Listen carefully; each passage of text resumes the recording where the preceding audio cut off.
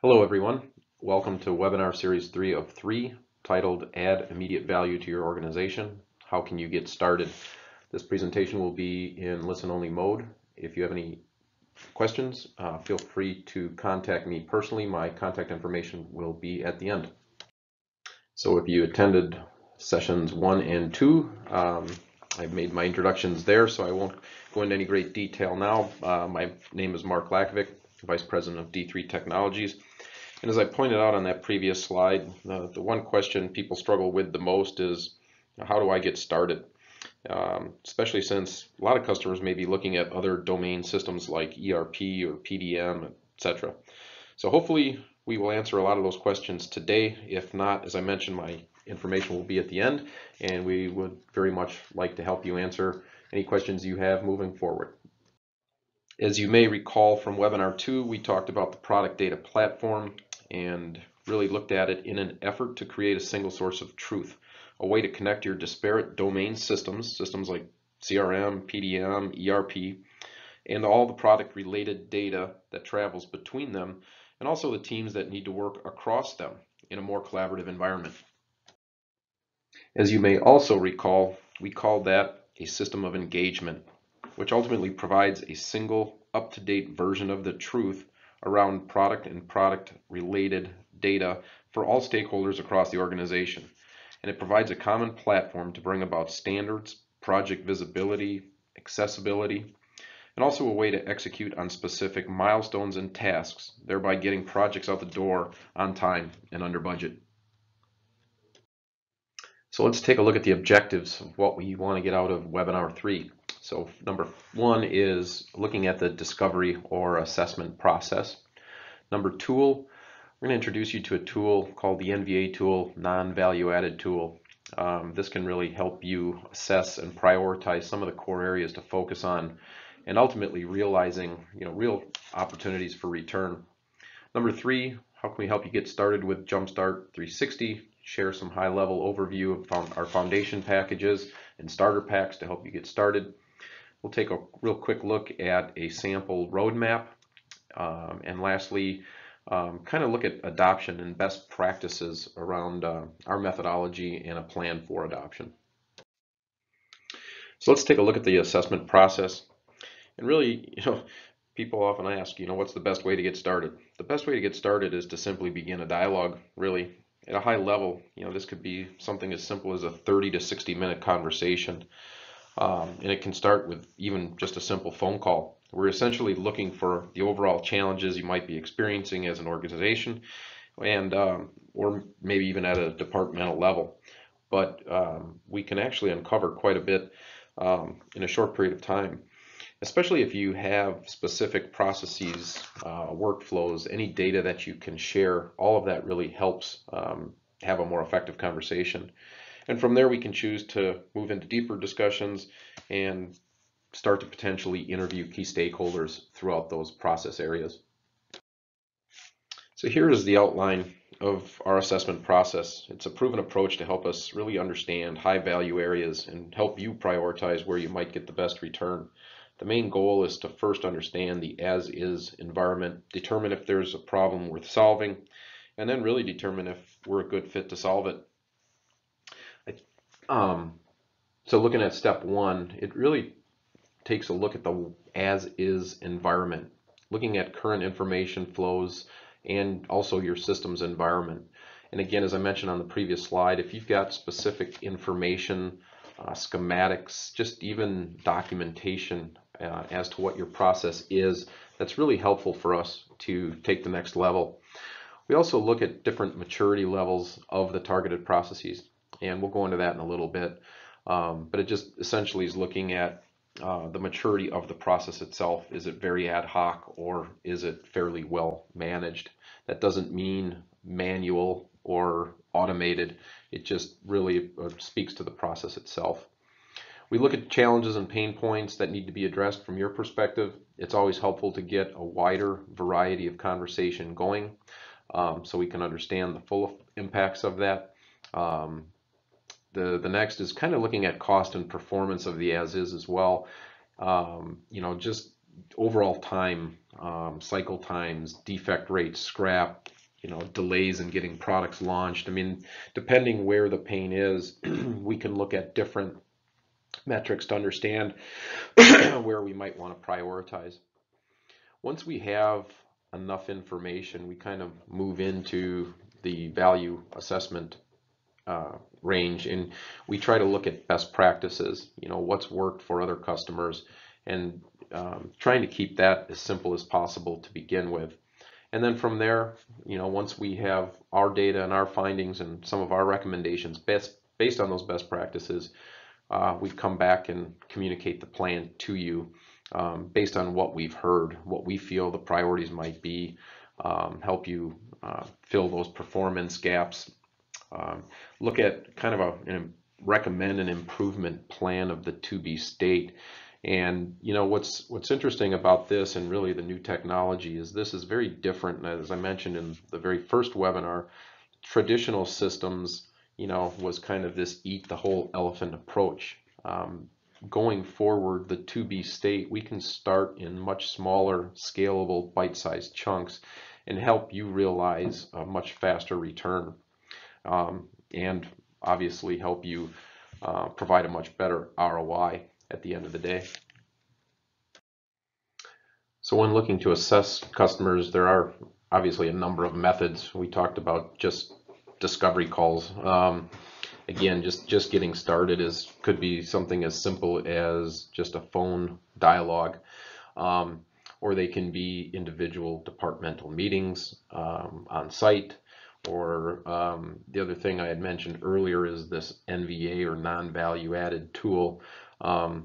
It's usually a combination of things, but I did want to talk just a little bit about the NVA tool because I think it's a very efficient way of gathering a lot of information from across the organization. So let's talk a little bit about that. So looking at the non-value activity assessment survey, it's really has a lot of impact to organizations because we can cover a lot of ground in a short period of time. It's a short online survey, takes about 15 minutes, I would say, for an individual to fill out, and it focuses on 5 key things. Process maturity, which we talked about a little bit before, non-value activity, what's preventing you from spending more quality time on quality things. Looks at core areas to focus on, so things like product introduction or product management, engineering management, engineering change, quality management, supplier management.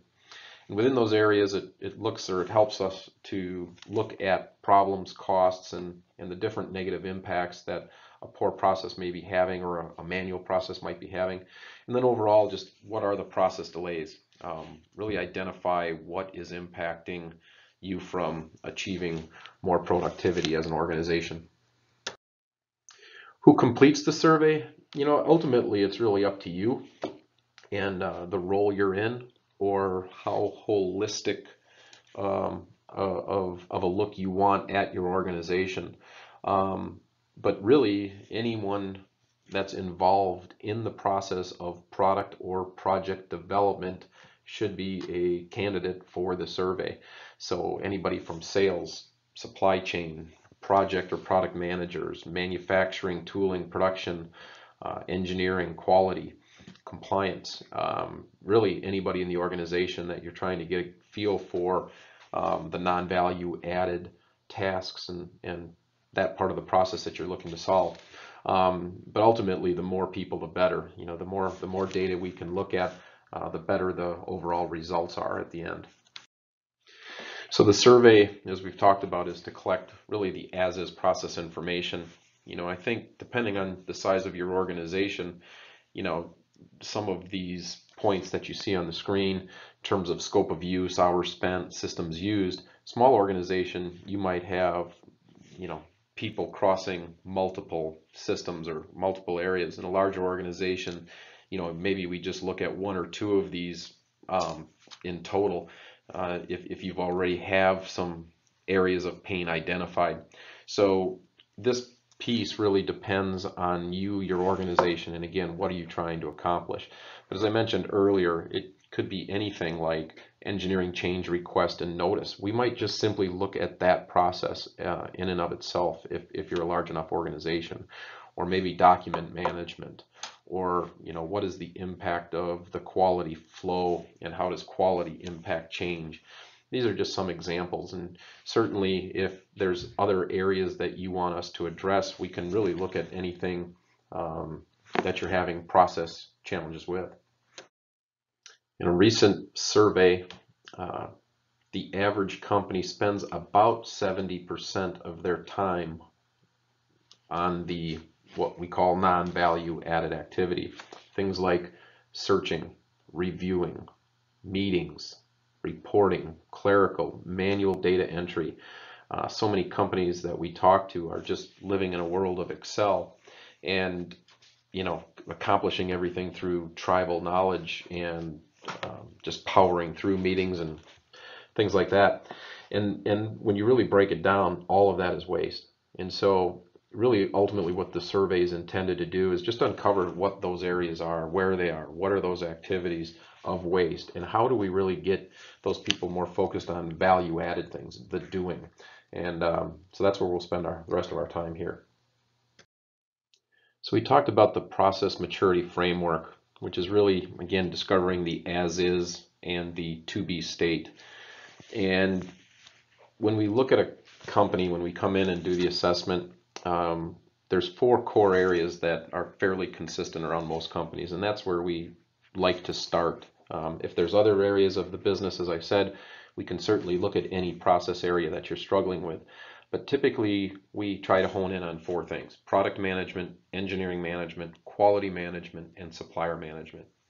And then the maturity framework is relatively simple. It just kind of looks at each one of those areas, or even processes within those areas, and we try to determine what is the maturity level of that process.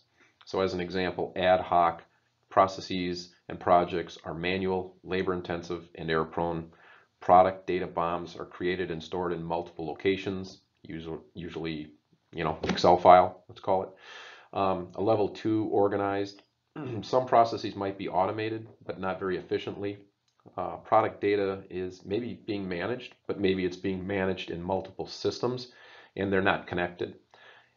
Managed, most processes are more effectively automated.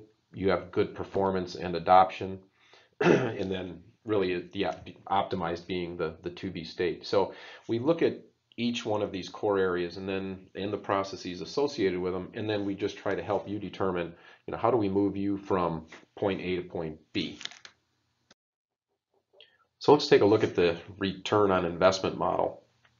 I just want to touch on this a little bit because, again, I think the world has changed. When in the world of PLM, the traditional systems that we talked about in webinar 1 were of much larger scale, and the time it took to get them implemented and the time it took for you to get any kind of return could be a year to 2 years.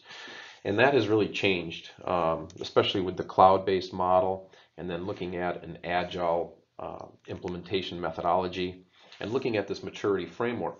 So if we come in and really understand where the biggest pains are, and we have a strong plan in place to scale in smaller bite-sized chunks and start to get things implemented within 30 to 60 days, you can start to get immediate value out of a system like Fusion Lifecycle.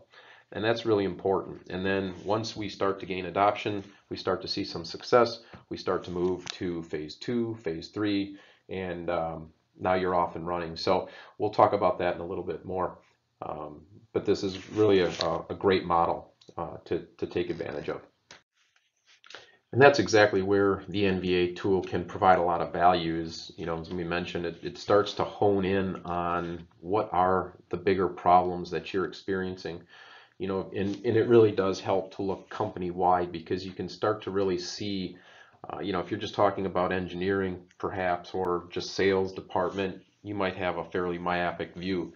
If you start to look company-wide and you start to understand what those problems are that you're experiencing, or the cost or impact, you can start to see a much broader view of the challenge you might be experiencing.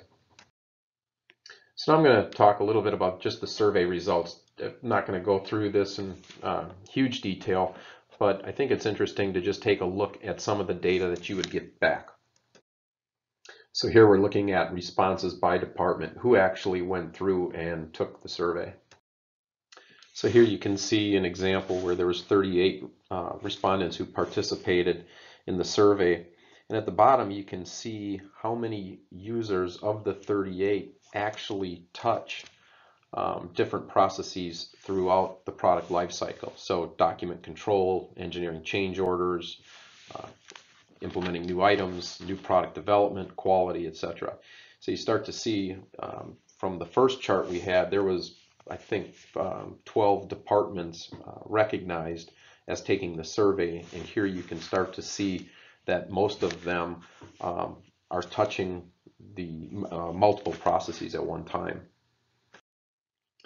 This is really an interesting chart that shows process improvement priorities. You can see that in the first two, over 60% of the organization feels that there are either critical or important gaps to fill as it relates to new product development as well as engineering change. And all of the categories are showing over 40% as critical flaws or important gaps. And you'll see that most of the categories also have some form of issues, somewhere in the neighborhood of 85 to 90%. So here you can start to see some of those core areas. Now there would be more areas to look at, but these would be the top 6 things that surfaced from the survey. Here's another example of results found for the top business challenges by the 38 people that have taken the survey. So 76% feel product information is hard to find, poor visibility to quality issues, difficult to identify latest released version, etc., etc. So you can start to see where this might help you prioritize specific areas of the business to focus on. So in the last chart showed some of the biggest challenges where people responded. In this one, it's actually showing impact and cost of problems that the people are experiencing. So obviously if you're looking at the bottom, over 70% are saying that projects or products are delivered late. Over 50% are saying incorrect parts are being manufactured. The third one, loss of reputation. 40% of the organization feels that quality issues are causing a loss of reputation.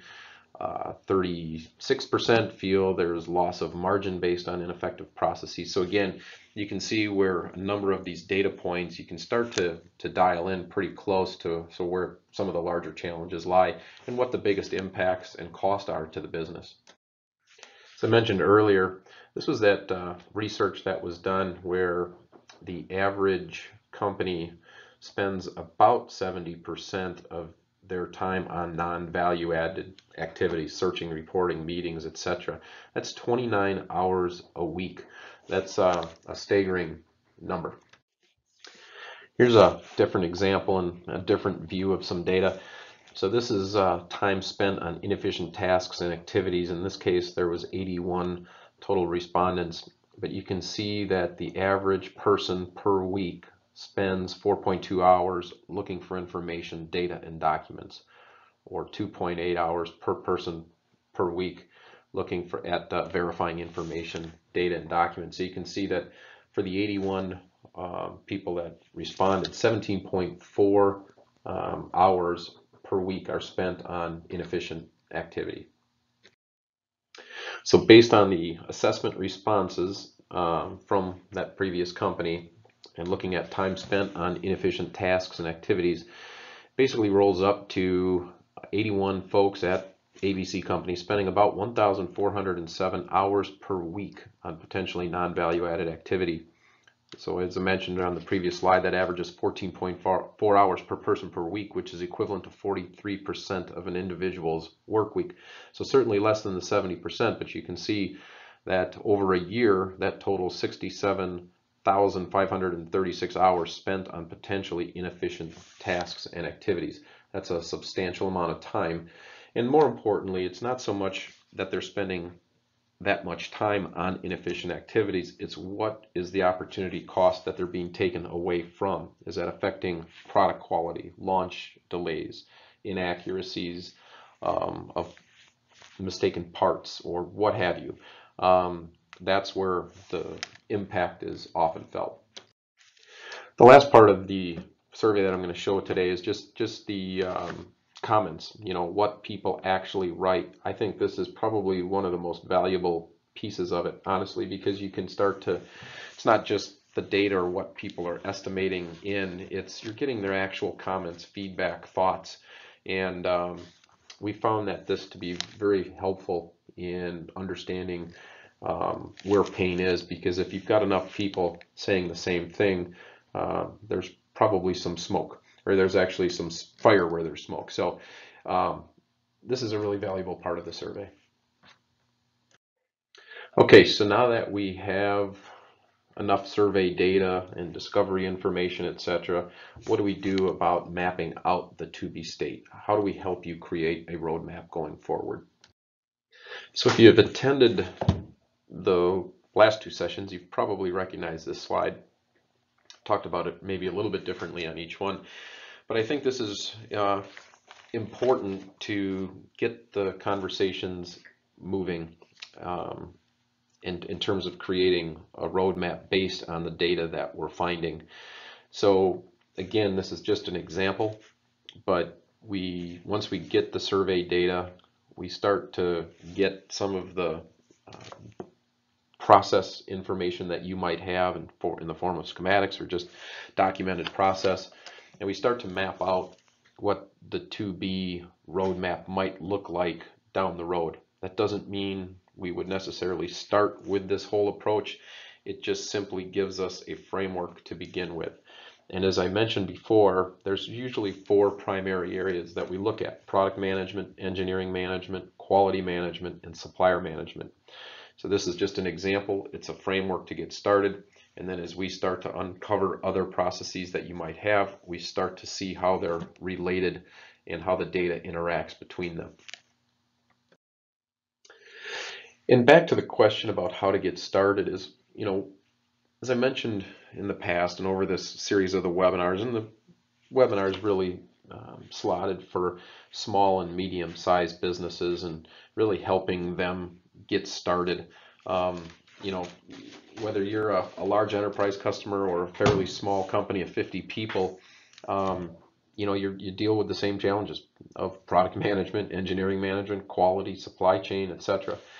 And so, what we tried to do to help customers get started is create a service offering menu, what we call Jumpstart, around these 4 foundational areas of product engineering, quality, and supplier management. And then we've taken these level 1 starter packs, kind of the core things that a lot of companies deal with, and we create best practices around them.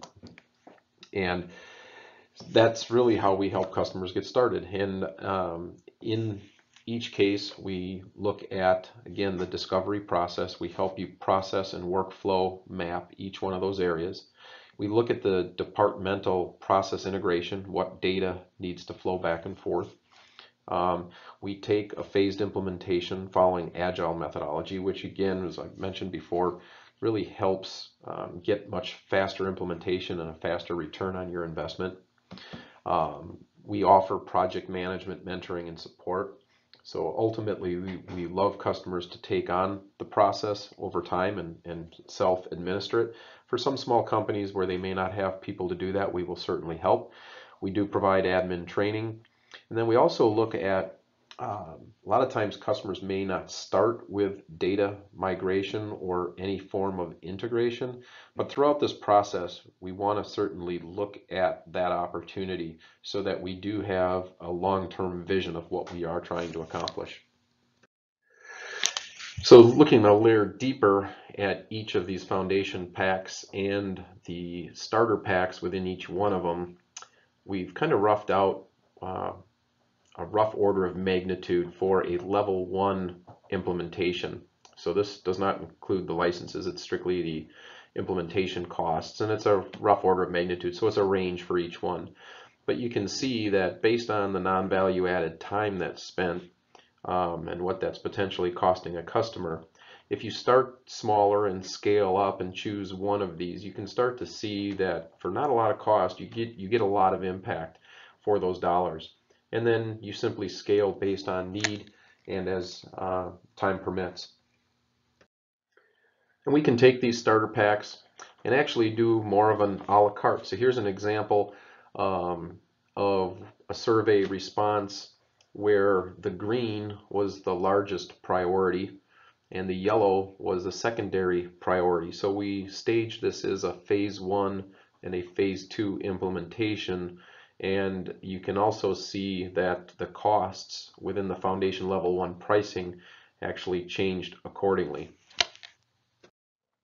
Let's now take a look at the Agile methodology we use and talk a little bit about adoption plans going forward. One of the wonderful things about Fusion Lifecycle is its configurability. It really is an important aspect to helping us start smaller and help a company scale up. But another big piece of our customer success is really our best practice around an Agile methodology and really getting faster return on the investment that you spend. Our Agile methodology is really quite simple. It's map it, build it, validate it, and adopt it. And on the next slide, I'll talk about each. So in the map it phase, which is really a part of the discovery process, is we really look at, again, whether it's a company-wide or even at a departmental level, depending on the size of the company, we really want to take a look and define what the outcomes are, what it is you're really looking to achieve.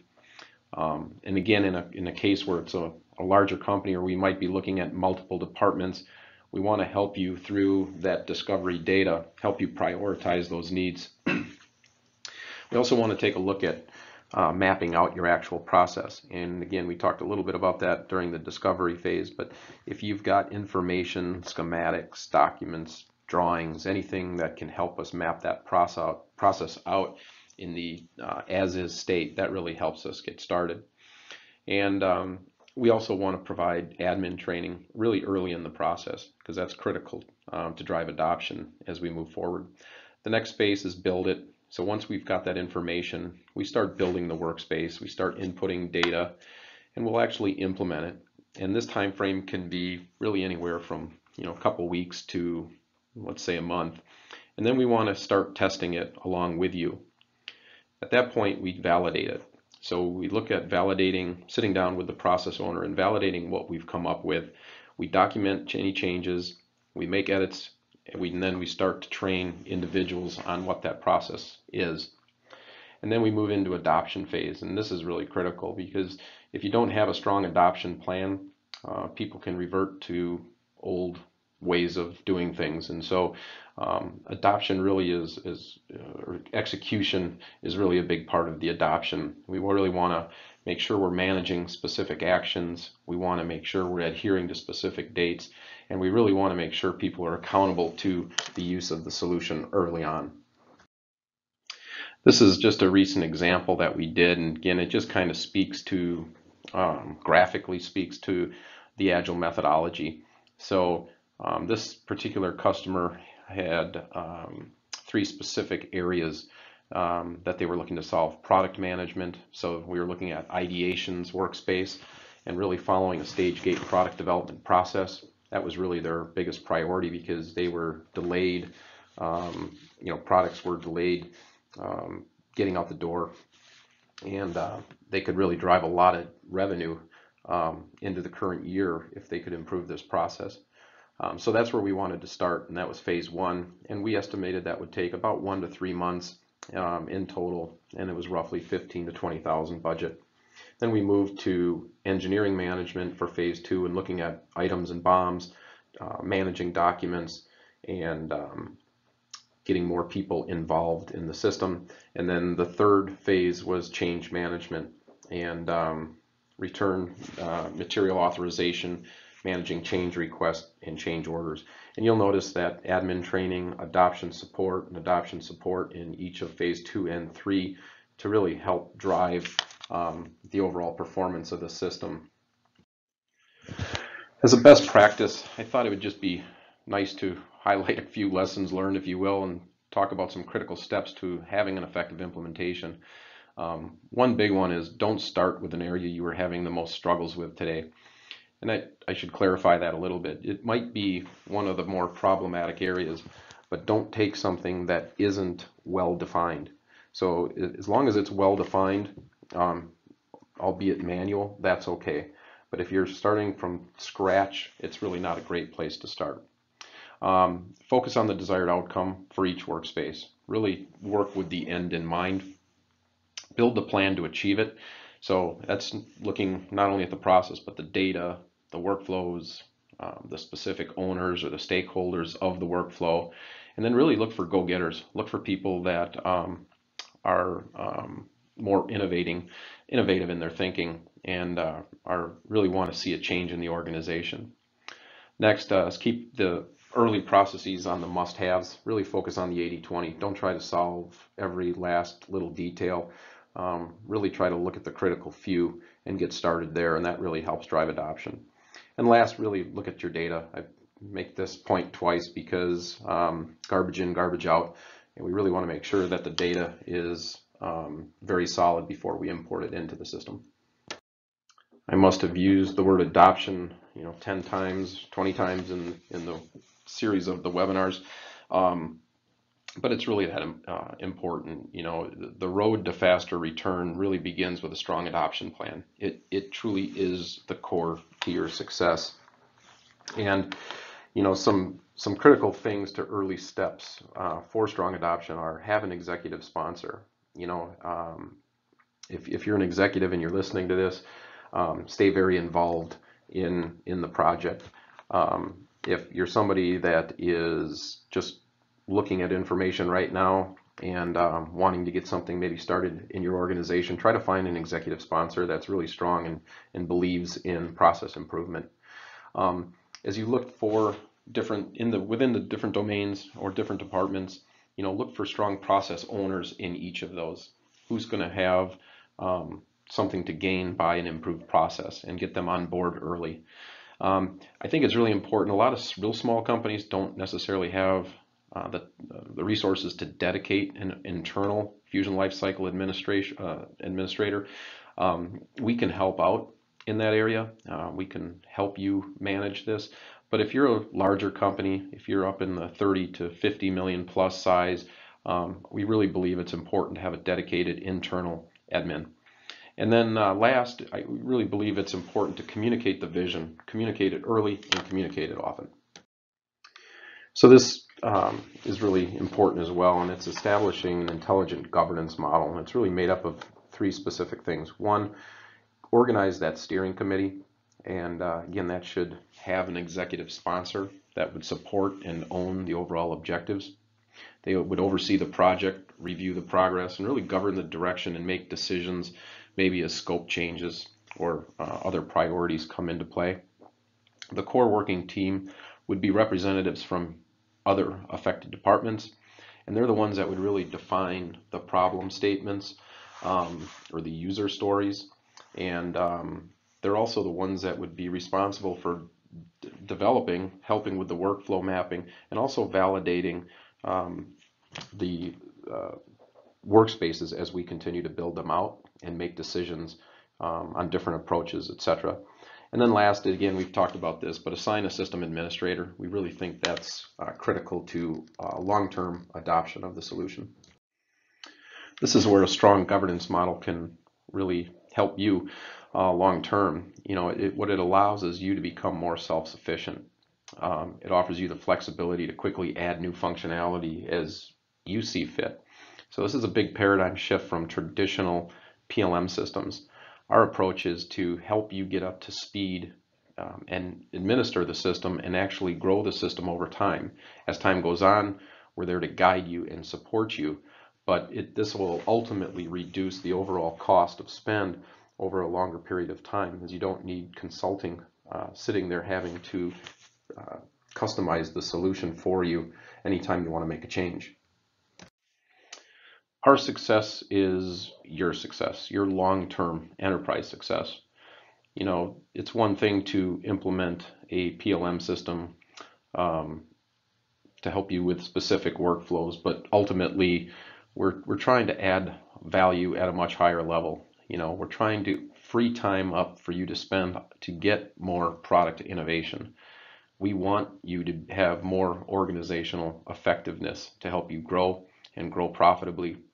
And ultimately, that time and best practices of running a better business will free you up to spend time on how to grow your competitive advantage. So hopefully you all received a lot of value from this presentation and the three-part webinar series. Really want to thank you for your time. And on the next slide, if you have specific questions or want to talk further, you will see my contact information. So thank you once again. We really appreciate it. For those that made it through the 3 webinars, really appreciate the time you spent.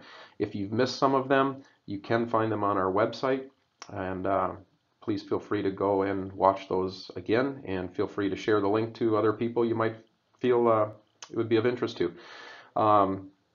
Here is my contact information. If you have any questions, please feel free to reach out to me at any time. My email is mark.lakovic@teamd3.com, and my phone number is 414-640-2938. Thanks again. Have a great day.